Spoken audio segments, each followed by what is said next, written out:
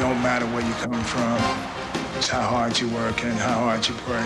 There's going to be one winner, Evander, real deal, Holyfield. Go behind the scenes with the fighters and the trainers as they analyze the past and predict the future. Countdown to Holyfield Foreman, coming up next on HBO.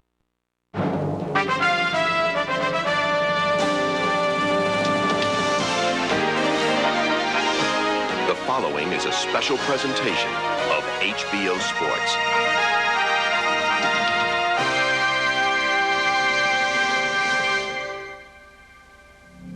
On April 19th, the world shall witness one of the most intriguing matchups in boxing history.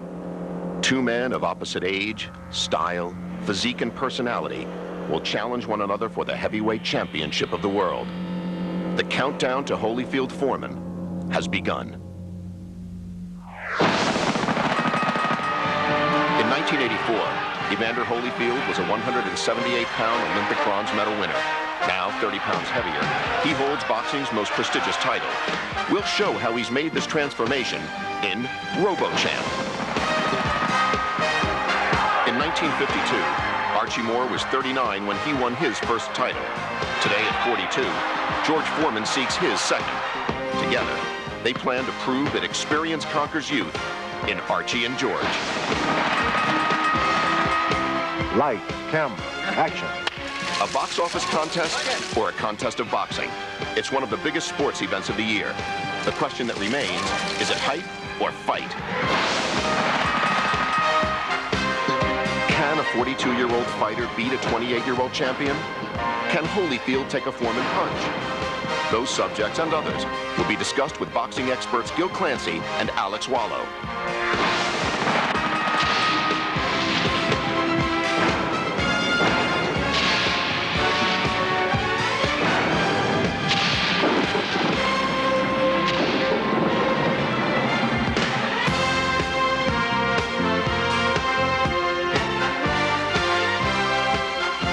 I'm Larry Merchant.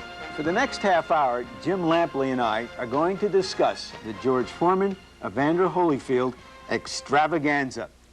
Just 4 years ago, when George Foreman started his comeback, the late Jimmy Jacobs, co-manager of Mike Tyson, was asked if his dynamic new champion would ever fight the old man. Jacobs laughed at the very idea. Neither Max Schmeling nor George Foreman, he said, are in our plans. And yet, here we are. Tyson no longer the champion, Foreman preparing to meet the new champion, Evander Holyfield.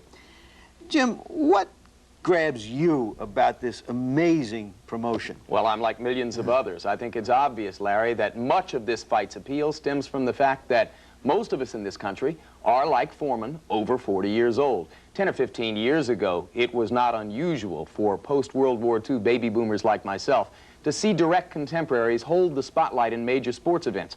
But to see it now, under these circumstances, offers a bit of a vicarious thrill, and I think gives Foreman's comeback a landmark appeal. What strikes me so vividly is the vivid contrast between these men as in their styles and in their personalities. Foreman has used the metaphor that he wants to be a fire engine clanging down the road, everybody noticing him, not just a plain old water truck that nobody cares about. But to extend that metaphor, Evander Holyfield is a high-tech desalinization plant.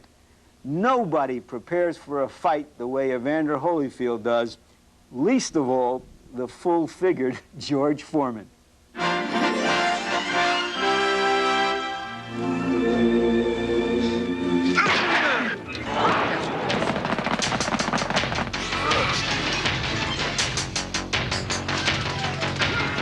If Ivan Drago's training approach was the future and Rocky Balboa's the past, where do you place Evander Holyfield?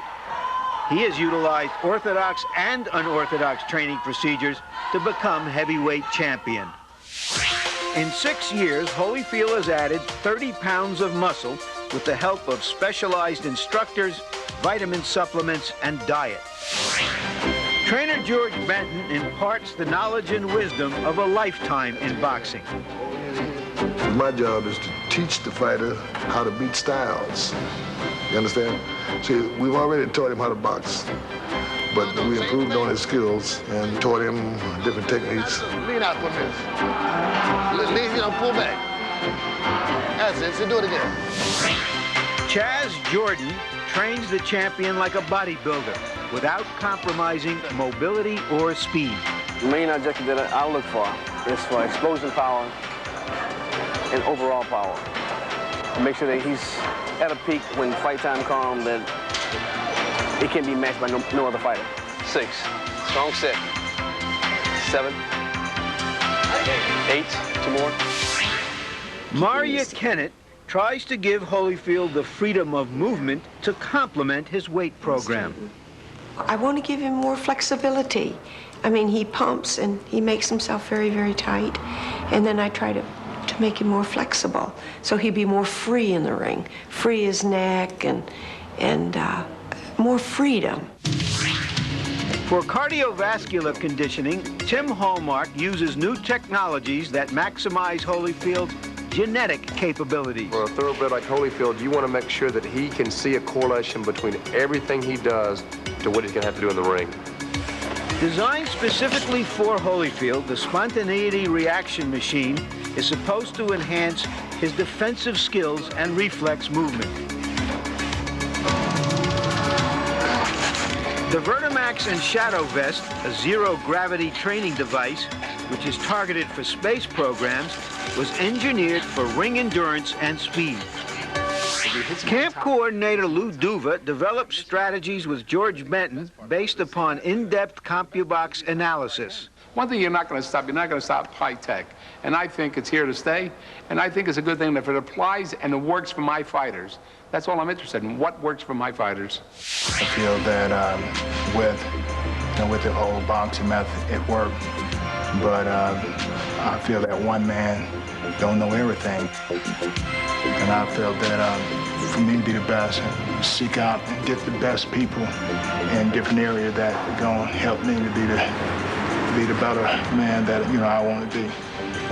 The days of early morning runs and one gym workouts have been left behind by this champion.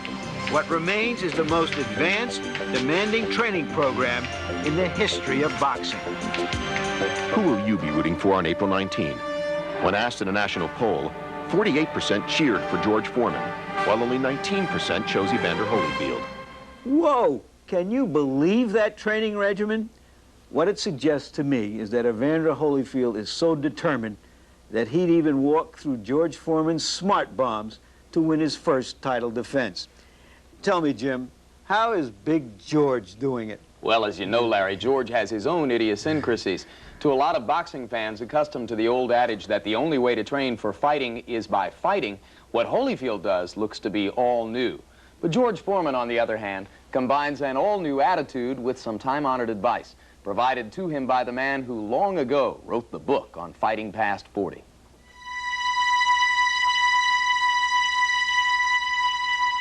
As the slugger trains, there is so much to remember. The glories of a first full career, the Olympic gold medal, the night in Jamaica when he took the title from Joe Frazier. The slugger remembers, too, the rumble in the jungle when Ali took his title away, and the steamy night in Puerto Rico when Jimmy Young halted his career. The slugger has come back now, many years older, and as he trains, he thinks. He considers the things an old man will have to do to reclaim his lost crown and to prove to a disbelieving world that he is for real. Years ago, I'd get into the ring. Everybody would say, hey, George is going to knock this guy out in 1 or 2 rounds. I didn't have much to work for. This time around, by people saying I can't do it, it gives me something to work harder for. This is Archie Moore. Many years ago, he too was a great fighter. But because he had black skin in an age of racial prejudice, Archie had to wait until he was 39 years old to get a shot at the light heavyweight title. He won that championship and held it for 9 more years. He decked Rocky Marciano when he was 41, and he fought Cassius Clay when he was 48. Archie Moore knows how to box as an old man. You have to draw from your imagination and the experience and skills that you have left over from years ago. It's fitting, then, that the old warrior George Foreman counts as his closest advisor the man who turned old age boxing into a sort of art form.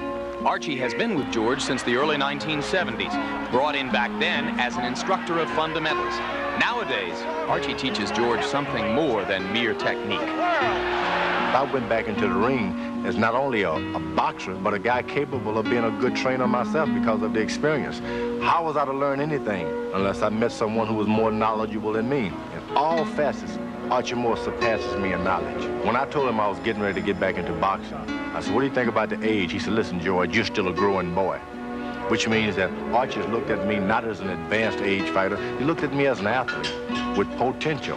George is as fast as he was when he may be even faster now, because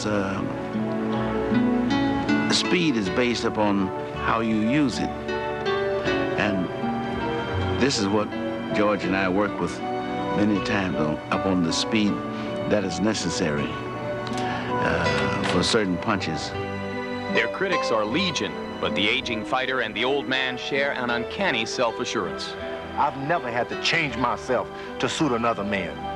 This time it'll be no different. It's a matter of, can Evander Holyfield avoid being hit by my hand? Can he jump out of the way before I strike him? All I gotta do is just be myself. When I made up my mind to get back, I knew that I could become champ of the world. The only thing I needed was an opportunity. That's the only thing I needed. Archie Moore to me has been the difference between having some knowledge and not having a certain amount of knowledge. One thing I had for certain, the ability to ball my fist and throw it hard. I still got it. George has the best punching power I have ever seen in any fighter. He won't fail to win this title back. All the people who want to bet on the younger man, they can bet on him. I want to stick with the older man. George is going to win this fight.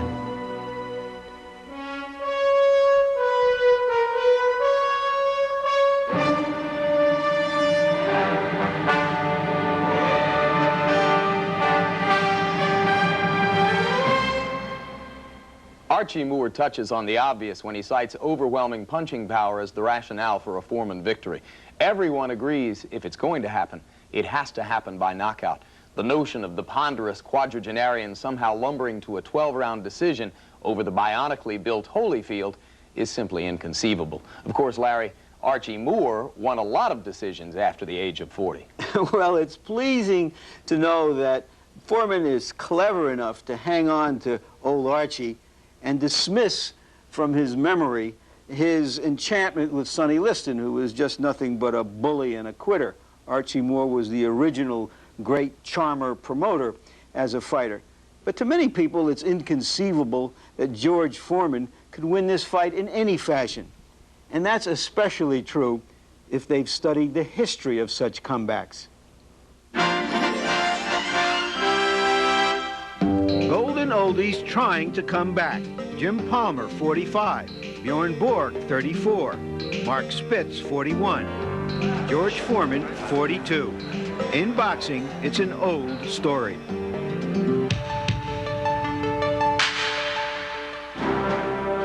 Jim Jeffries, the original Great White Hope, was lured out of a 6-year retirement to fight heavyweight champion Jack Johnson.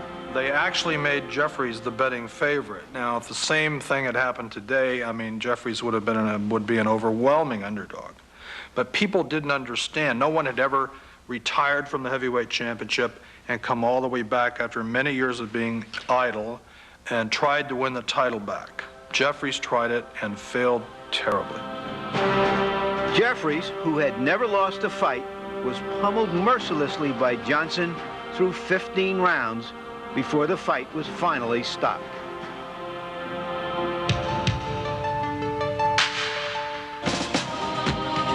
Bankrupt from poor investments, Benny Leonard, the once great lightweight champion, came back after 7 years, and then he faced Jimmy McLarnin. Well, I was younger and I think I had more speed than Benny Leonard because that's what he lost, the speed, but he still had that punching power. And he hit me one belt in the first round and pretty much knocked my teeth out. But I think he got tired. Leonard was badly beaten until the fight was stopped in the 6th round. Aside from a disqualification, it was his only defeat in a career that began 20 years before.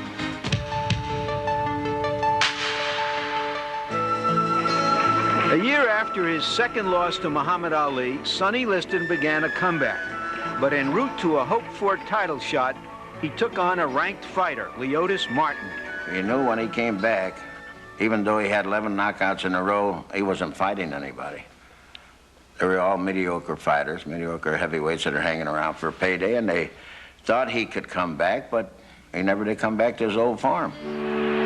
Liston looked good for a few rounds, but the younger man came on, and in the 9th round, he knocked Liston out. So the precedents aren't promising for George Foreman, but what he's done already is unprecedented. Which athlete has the best chance for a successful comeback? When asked in a national poll, Bjorn Borg was the favorite, followed by George Foreman and Mark Spitz. If we can learn any lessons from that history, perhaps it's that George Foreman does indeed have a chance to at least extend the fight, which many skeptics don't believe he does have. The question I have, Jim, is whether he's enough of a student of history not to repeat the mistakes. Is it just a hope that he can win, or is it just hype? Well, Larry, this isn't the first time by any means that skeptics have cast doubt on the validity of a heavyweight championship match. Surely there have been such circuses for bread before. But there's a difference in that Foreman's punching power is a known commodity, while in the past, it was almost always the presence of a relative unknown with dubious credentials that prompted the question, hype or fight? I don't even think Evander Holyfield will be my toughest opponent. He loves to be hit on the chin. Even though I love you and I respect you, I'm still gonna have to spank you. Wow. Light, camera, action. Wow. Surrounded as it is by almost comical hype, hoopla, and hyperbole, Holyfield versus Foreman is a matchup that, on paper at least, doesn't look like much of a contest. A fat 42-year-old retiree challenging a well-sculpted 28-year-old Adonis. Is this a legitimate fight? History provides us with no clear answers. Wow. Item 1. Reporters were in a frenzy for Primo Carnero's 1934 title defense against colorful Max Baer. 280-pound Carnero was the biggest champion ever, but he won the title only after a series of fights fixed by the mob, and most experts knew he was a sham. Despite the excitement, the fight failed to match its hype.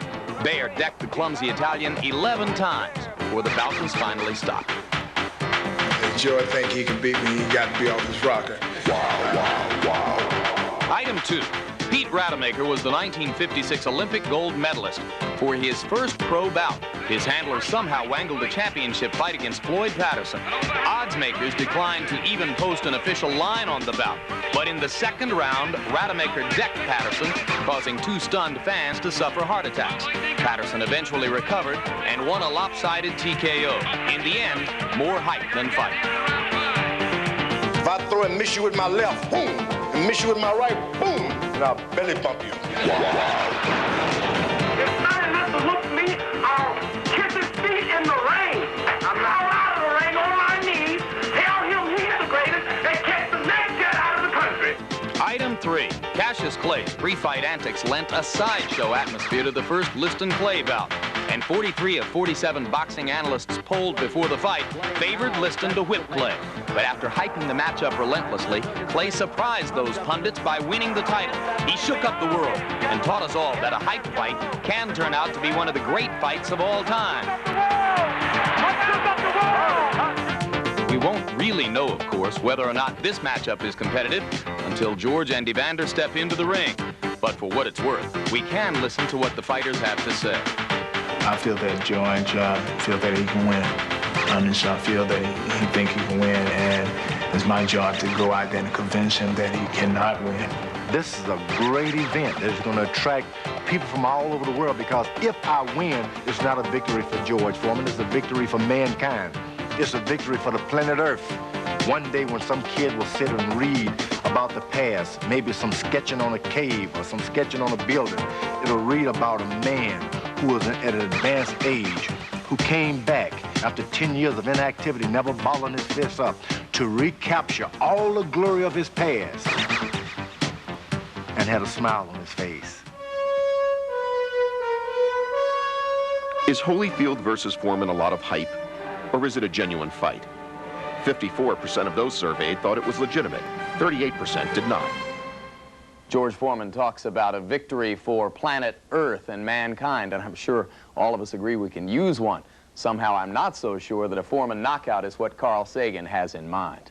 Larry Merchant now joins a couple of boxing visionaries for their insights into this next step in the evolution of the planet. Thanks, Jim. To get inside this fight, we have Gil Clancy, the former trainer and manager, as well as the boxing commentator for CBS, and Alex Wallow, the boxing commentator for ABC.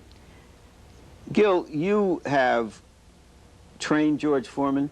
You've also been in the corner of a fighter who fought George Foreman. Not very successful in either endeavor, I might remind you. How is George Foreman changed as a fighter today? Well, there are two completely different George Foremans. The one I trained the first time, the guy was unsure of himself, had a lot of athletic ability. The new guy is completely sure of himself and completely relaxed. He's a completely different person now. How does that translate into what you have seen of him as a fighter? Well, when I trained him the first time, as I say, he was unsure of himself. For example, I had one sparring partner with a good left hook, Stan Ward. Every time George would move him against the ropes, George would be afraid to get off. He was afraid to get hit with that left hook. He has completely changed. He has complete confidence in himself now, and it shows in his performances. I have to admit that I am struck by the fact that George Foreman, after all these years, still acts as though he's the boss in the ring. He just sort of presents himself there as he did against Joe Frazier so many years ago and said, this is my place. And I think that's a terrific asset in a fighter. I do too, Larry, but you remember the old George had a little bit of the bully in him. I mean, he had idolized Liston up to a point. He did have that kind of bully takeover thing that Mike Tyson has tried many times to use to his advantage. But when people outslicked George and didn't get intimidated by that, like Muhammad Ali and Jimmy Young, George collapsed. He didn't have what it takes. And if he's as changed as Gil says, then maybe that won't happen this time. But if there's some of that old bully in him, or as George, even by his own admission today, he said, I had a little coward in me back then. When he gets in with a real fighter like Evander Holyfield, it'll be interesting to see what happens. Do you think we are underestimating Holyfield in all of this? People tend to want to dismiss him a little bit, and as if all of this has to do with Foreman and not Holyfield. No, I think Evander Holyfield is a real good champion, if not a great champion right now. He's in excellent condition. He knows how to fight. He puts his punches together. He's going to put a lot of pressure on George.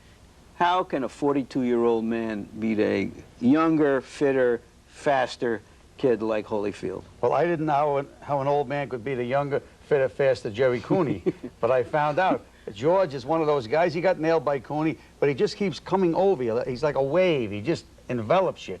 And he just may be able to do that with Holyfield. Push him around, move him around the way he did Frazier in the first fight. It's going to be a tough thing, but he could do it.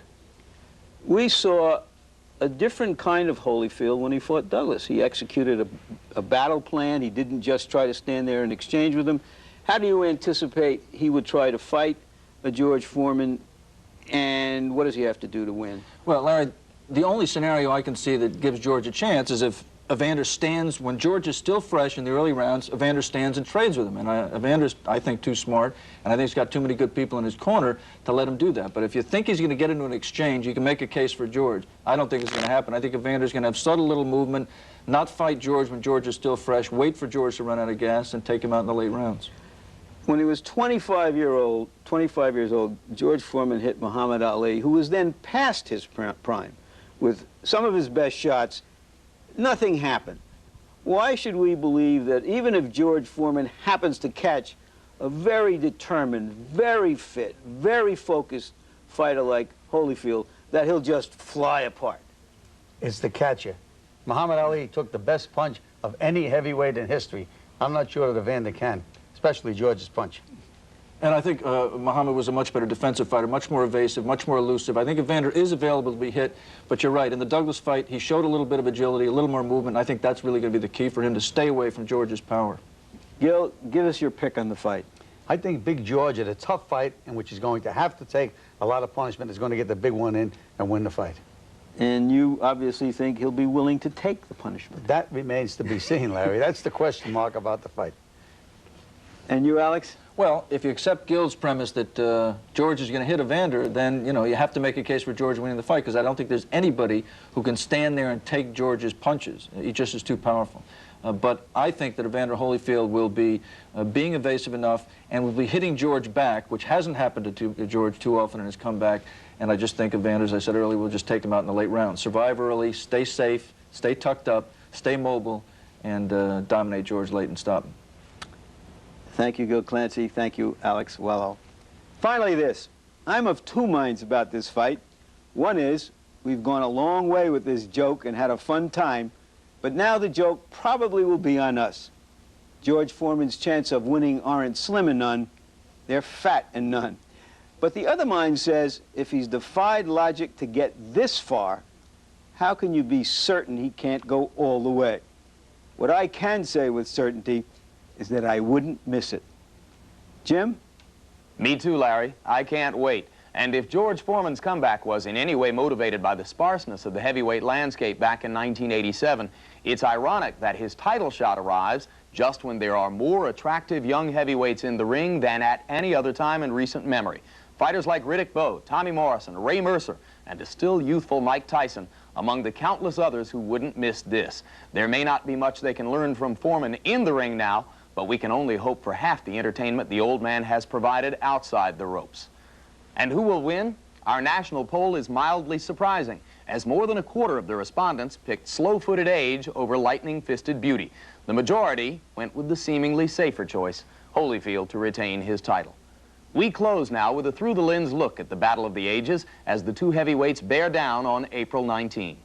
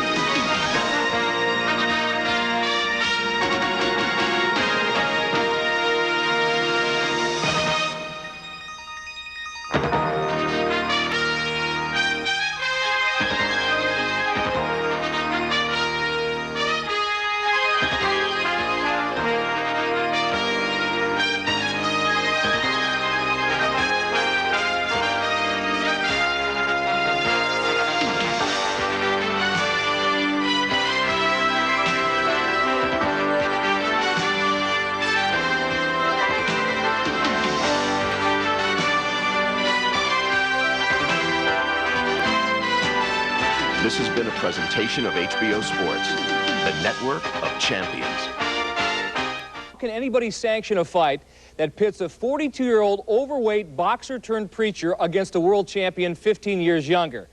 Well, these aren't normal circumstances, and George Foreman isn't your normal comeback story.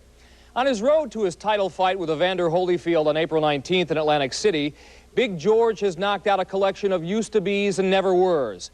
But the boxing public doesn't seem to care. Holding court at the best press conferences this side of Muhammad Ali, Foreman is convincing even some of his skeptics that maybe, just maybe, he has a chance to make history.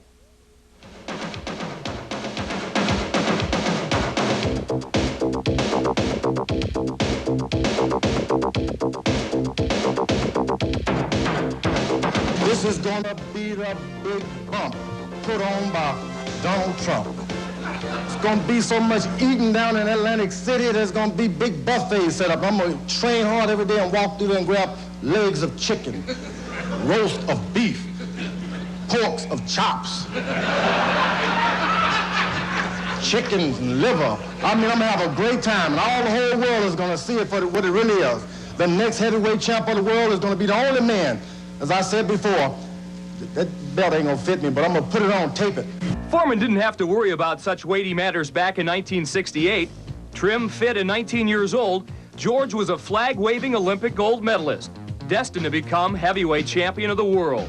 He earned that title in devastating fashion, knocking down the previously unbeaten Smokin' Joe Frazier 6 times. It was a stunning exhibition of punching power, thundering fists that put fear into the rest of the heavyweight division. But in 1974, the ballyhooed rumble in the jungle turned into an African nightmare. Muhammad Ali stripped the favorite Foreman of his invincibility, his title, and some even suggested his dignity. It was a loss that paved the way for Foreman's round trip from the ring to boxing exile and back again. I've been working real hard. I had a lesson or two to learn back in the 70s. I've learned them now. I'm a smart fighter now. Not only do I hit hard now, but I use my brain now. I had to move some of the hair so I could think. There's no doubt in my mind that 25, 22-year-old George Foreman, he couldn't whip this 40-year-old Foreman now. As a matter of fact, no kid out there can whip me. I'm tough. I'm strong now. I've finally grown up. I'm telling you, I'm the next heavyweight champ of the world. Nobody can stop me. I thank Dan Duva and Evander Holyfield for giving me this chance. They've already signed on the dotted line. Nothing is going to stop me. I'm going to show the whole world that the age 40 or 50 is not a death sentence. We're going to celebrate and drink our Geritol and eat our hamburgers and walk around the world and scare all the gang members. It's going to be great to fight him. I think the hype's going to be great. This is the first time that we're fighting a guy that is heavier than me and older than me, you know? So we're going to have a lot of fun with this one here. Evander Holyfield might have to bite his tongue to keep from laughing, but he takes his championship belt seriously. He's not about to give old George what he won from Buster Douglas last fall.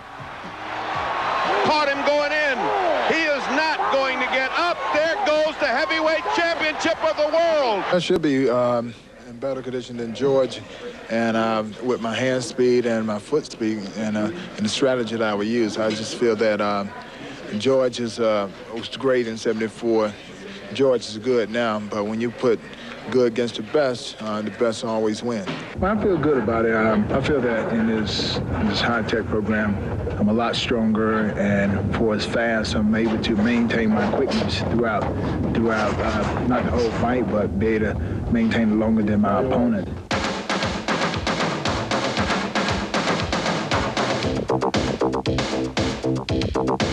So the stage is set. Holyfield Foreman, young versus old, high-tech training versus high calories. Come on now, Mike, honestly, haven't you entertained any thoughts of coming back? Jennifer, I couldn't, and a lot of people think George Foreman shouldn't, but strange things can happen in boxing. I'll tell you what, if Big George wins, it will be the end of all those weight loss programs. Overweight will be in and fitness out. For the World Heavyweight Championship, they'll fight in Atlantic City. Alex Wallow is with them both in Atlantic City right now. Take it away, Alex. Thank you, Frank. We're going to start off with a trivia question. Which of these heavyweights' childhood nickname was Chubby? No, I'm very sorry. The correct answer is Evander Holyfield, the undisputed heavyweight champion of the world, and only his mother is allowed to call him that name today. Evander, you won the heavyweight title 6 months ago.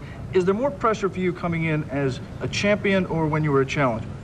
Well, I think it's the same. I feel that each and every time I go in and fight, I go in with the same attitude. And one thing about boxing, you always have to prove that you're the better man the night of the fight.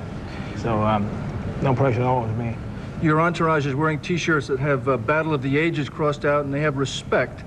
You are the champion. The man next to you and the ex-champion Mike Tyson kind of share the spotlight in this division.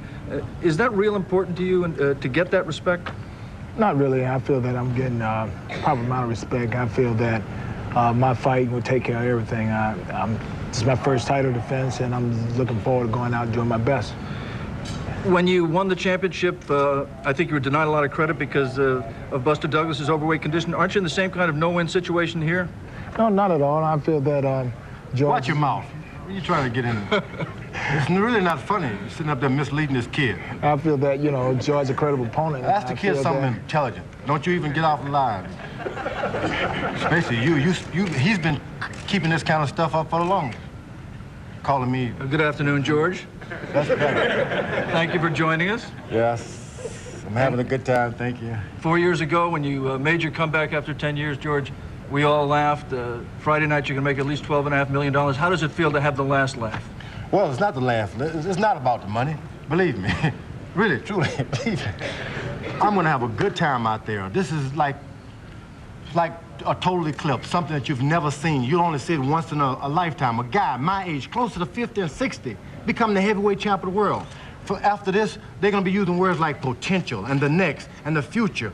The rookie of the years are going to be 65 sitting on the bench saying, Coach, can I get some playing time? I'm going to change the whole world. It's like Mount St. Helena is going to react again. You don't know what's going to happen. This is the greatest thing that ever happened to the sport world itself. One day, people are going to be reading on the caves, 60-year-old men with champion of the world. What kind of planet were we on at that time? Key question, George. How much are you going to weigh for the fight? Yeah. Are you trying to hurt my feelings? Anyway, absolutely not. I'm going to weigh in between, I'm not going to eat breakfast that day. That'll put you out to 250? How you like that, huh? Yeah, Seriously? I'm going to try to be about 250, 257, 58, 59, 60. I cannot lie. Do you purposely try to keep your weight up? You've weighed as low as 235 in this comeback, but since then you've put on 30 pounds. Did you? Once I was down to almost 240, and I had breakfast quick. Yeah. And I got back up to 260. Good luck to both of you. We look forward to Friday night. It should be terrifically interesting, Frank. Back to you in New York. And Evander, you respect me in front of all these people like this, mistreating me. Thank you, Alex. You have to wonder what he has for breakfast. It should be interesting. Champ of the world will put his title on the line against a boxer nearly twice his age. But Evander Holyfield doesn't have any thoughts about knocking out George Foreman, who's probably old enough to be Evander's father. Now, during his career, Foreman has gone from being the feared fighter in the game to a curious sideshow. You may not like him, you may not respect him, but George Foreman has breathed some much-needed life back into the heavyweight ranks. And in our Sunday evening conversation, Charlie Steiner has more on the heavyweight. And welcome to the Trump Plaza, and greetings from Atlantic City, where this morning Evander Holyfield did what he usually does on Sunday mornings. He went to church. And like most days of this promotion, George Foreman did him one better. Foreman also went to church this morning, but at the church he went to, he gave the sermon, portions of which were seen live on national television, no less.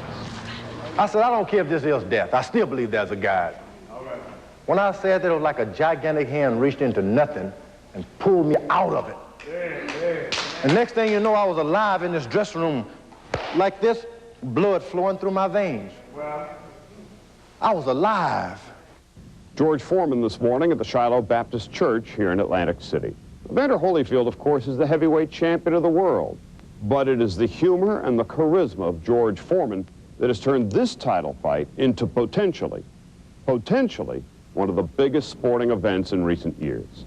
Friday night's fight along the boardwalk could either be a $12 million joke that George Foreman has been playing on all of us, or it could turn out to be one of the most improbable and thrilling sporting events in a generation or more.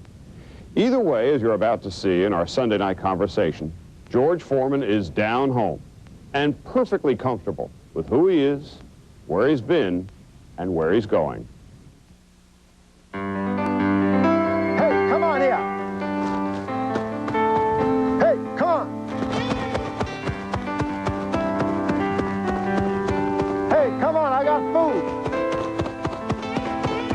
Here they come. I love the animals. To sit out here in the morning and watch an animal move is a big deal. Get on back. Now, Jezebel, get on back. I told you, don't bump me. If you bump me, I'm not going to be able to box. But take your time and eat. Show some manners. Show some manners. Now, didn't I raise you to be a better cow than that, huh? Huh? With people with a lot better manners than you've got there.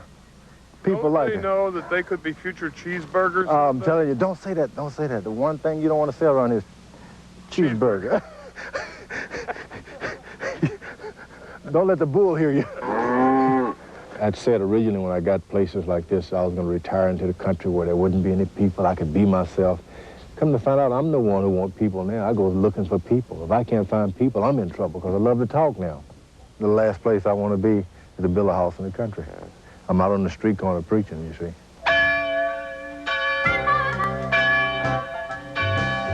Hallelujah, I'm clean. Hallelujah, I'm born again. Years ago, I used to try to make people cheer for me, but now, you know I love Jesus Christ.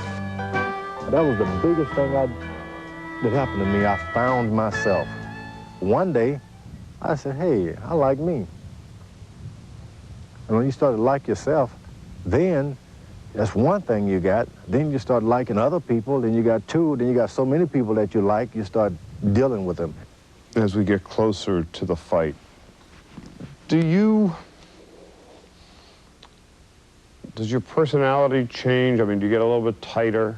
I don't want to be all that focused. I don't want to be no psyched out boxer. I don't want that, man. I don't want to be frowning at anybody anymore. You still go to war on April 19th. I mean, Evander's a very nice guy a minute before the opening bell, and he'll be a nice guy a minute after the last bell. But in that... It's my hope that I'm the same guy throughout the whole deal. If I can do that, I would have had a great achievement. That's the way I want to be known. Come on now, you got to settle down. You can't be wild all your life. Come to me. Never in my life have I eaten horse meat. You mustn't be afraid. It's not like you, Evander Holyfield. Come. Want to be a star? That's what the same thing I expect with Evander Holyfield. I don't intend to hurt the kid. I'm going to knock him out. As a matter of fact, he will not be hurt. It's my intention to hit him with certain shots that won't hurt him at all. Painless. Painless. I don't want any blood or nothing on him. Just ping, it's all over. And the next thing you know, we're hugging and talking. I can hear you right after the fight. Judge does it again. 18 years later, he said it, and here it is. I've never had to prepare for the other guy. It's always been the other guy to prepare, stay out of the way from me, stay out of my way. Now, people ask me, well, George, what do you think you're going to do? I don't have to do anything but get up in the morning, brush my teeth, and be me. It's what the other guy has to do. He has to constantly practice. Move, slip, run, hide, duck, hit him here. Up, up, up, up, up, up. Here's a guy who's 20-some-odd years old, Evander Holyfield, training his guts out. He's exercising, doing sit-ups and push-ups, taking pills and all of that. It's a victory for me. I'm not doing anything but being myself. Dee-dee-dee-dum-dum-dum. All I got to do is be myself. Yeah, but you're still here working out, and I gather you're probably eating a lot less than 24 cheeseburgers a day now as you prepare for the fight, because underneath those sweatshirts, you probably don't want to admit it, you're down in your weight. People still want to see an athlete in there. They don't want to see, you know, Haystacks Calhoun go in there with 600 pounds of fat. Believe me, people are not interested in seeing all the great athletes. They see all the guys with the ripped up muscles and the ripped up this. They saw this in Tokyo when as Mike Tyson lay on the floor. You saw all the muscles in his stomach lying right there with him. They want to have some fun. They want to see the guy next door, the average guy, become heavyweight champ of the world. Which is easier, or which is more pleasurable, the chasing of the title, or once you have it and then all of a sudden the demands you have as heavyweight champion and all that entails? The greatest, probably the happy part of it, the greatest moments are when you're chasing the title. I was heavyweight champ of the world, and I didn't enjoy it until the night I lost it. Then I realized, man, I'm no longer heavyweight champ of the world. Then I realized what I had. You know, you get to be accepted. Beforehand, you'd go into the store, you're George Foreman, the butcher, everybody. Hey, let him come in first. Then you don't look the same. Everything about you is different. You're a great big guy, and people are saying, hey, stand back, it's not your turn. And you want to say, hey, I tell them it's George Foreman. You want to cry to the George Foreman thing for a long time. Then after a while, someone will come up and say, let the big guy have a chance. Give the big guy the big steak. And you start thinking, boy, it's nice being a regular guy. Before they had chainsaws, they had George Foreman. What I really like about the wood chopping is it's me against the elements. It's like, it's gonna move, but it's gonna take time. Early on in my career, I wanted one punch to do it. So there's a matter of patience and discipline and power here? And the distribution of your power. Knowing that the first one got to be as as good as the last one. 2 hours later. And if you keep doing it over and over and over, you know that you can do anything. It's going to happen. It's real. All this drama didn't appear just for me to become a contender, walk away and look at the cash. This happens for magnificent reasons for me to do this, make this accomplishment. I'm in good shape. This is a splendid time to be heavyweight champ of the world. I'm enjoying it. I mean, I'm having a good time.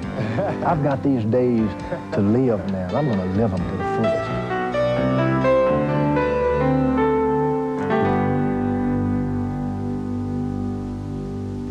George Foreman and Evander Holyfield meet here in Atlantic City on Friday night, and history will tell us on Saturday morning whether or not that fight qualifies as one of the greats of all time or just another title fight. But clearly on March 8, 1971, at Madison Square Garden in New York, one of the great fights in boxing history took place. Joe Frazier and Muhammad Ali, a battle of undefeated heavyweights for the championship of the world.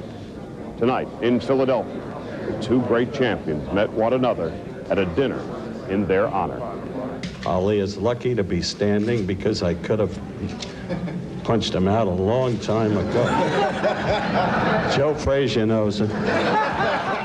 That fight was the greatest fight in history. It's 20 years later, they still could, let's say it's one of the bestest fights. A fight like that you could never replace. I can't remember anything to replace a fight like that. That fight has to stand as the highlight of my career. I've had 94 world title fights, but there'll be no championship fight ever that will meet that standard. A night of some sensational memories in Philadelphia. Want to remind you, throughout the week, we'll be here on SportsCenter beginning at 7 o'clock Eastern Time, and on Wednesday at 7 Eastern Time, we'll have live coverage of the Foreman Holyfield weigh-in. Sugar Ray Leonard will be joining us throughout the week as our analyst. For now, I'm Charlie Steiner in Atlantic City, and SportsCenter will be back in just a couple of minutes. I think Evander Holyfield would need some advice on how to stop George Foreman coming up on Friday, but he got some Monday from a former opponent of George who now works as a hotel bellhop. He told Evander Holyfield to stay away from George Foreman. And here's a few dollars for your trouble. Holyfield is a prohibitive favorite on Friday night. And so far leading up to the bout, it's been Foreman who has most of the media attention. If a champion can be overshadowed, it so far has happened to Evander, but both fighters were under the spotlight once again on Monday, and so is Charlie Steiner. Thank you, and welcome to the Trump Plaza, and greetings from Atlantic City. On a rainy day along the boardwalk, Evander Holyfield sparred 4 rounds. At this point, the heavyweight champion just wants to keep the edge. It was Holyfield's decision to spar. In fact, he's scheduled to spar 4 more rounds tomorrow. But it was up to his trainers, George Benton and Lou Duva. Holyfield wouldn't be punching anybody until Friday night. And that somebody, of course, would be George Foreman, who worked out again this afternoon. Foreman makes no bones about the fact he's having the time of his life.